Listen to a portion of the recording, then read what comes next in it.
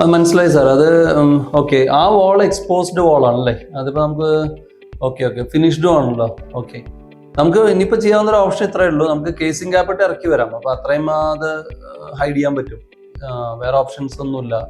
Okay, ഞാൻ അങ്ങനെ suggestion കൊടുക്കാം. ഓക്കെ, ഇൻസ്റ്റലേഷൻ ടീം അതുപോലെ ചെയ്തോളൂ. Okay, thank you. ഞാനിവിടെ ഹെൽപ്ലെസ്സാ. ഒരു കസ്റ്റമർ AC വാങ്ങിച്ചിട്ട് പോകുന്നു, വീട് ഇൻസ്റ്റാൾ ചെയ്യാൻ പോകുന്ന നേരത്ത് ആ പൈപ്പ് വെളിയിൽ കാണാതിരിക്കാൻ എന്തെങ്കിലും ചെയ്യാൻ പറ്റുമെന്ന് എന്നോട് ചോദിക്കുന്നു. ഒന്നും ചെയ്യാൻ പറ്റില്ല, കാരണം വീട് ഫിനിഷ് ചെയ്ത ശേഷമാണ് ഇങ്ങനെ AC മേടിക്കാൻ വരുന്നത്. ആ വാളിൽ നമുക്ക് പൈപ്പ് വെളിയിൽ മിക്കവാറും കേസുകൾ പാമ്പ് തൂങ്ങുന്ന പോലെ തൂങ്ങും. അത് ഒഴിവാക്കാൻ കേസിംഗ് ക്യാപ്പിട്ട് ചെയ്യാൻ പറ്റും.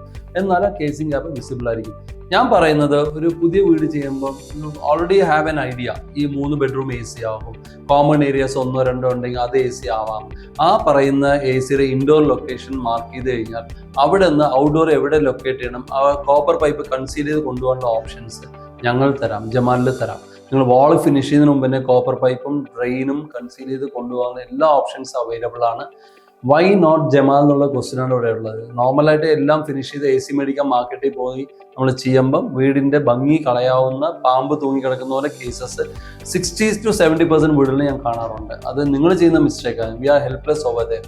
ഞാൻ പറയുന്നത്, നിങ്ങളുടെ പ്ലാസ്റ്ററിങ് സ്റ്റേജിന് മുന്നോടി തന്നെ ജമാലിലേക്ക് വരൂ, വീടിന്റെ ഡ്രോയിങ് കൊണ്ടുവരൂ. നോർമൽ സ്പ്ലിറ്റേസിക്ക് പോലും ഞങ്ങൾ കൺസീൽഡ് പൈപ്പിംഗ് ഓഫർ ചെയ്ത് തരാം.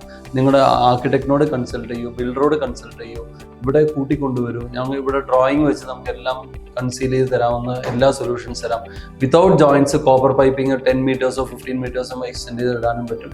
കേബിൾ വരെ കൺസീൽ ചെയ്ത് കൊണ്ടുപോകാൻ പറ്റും.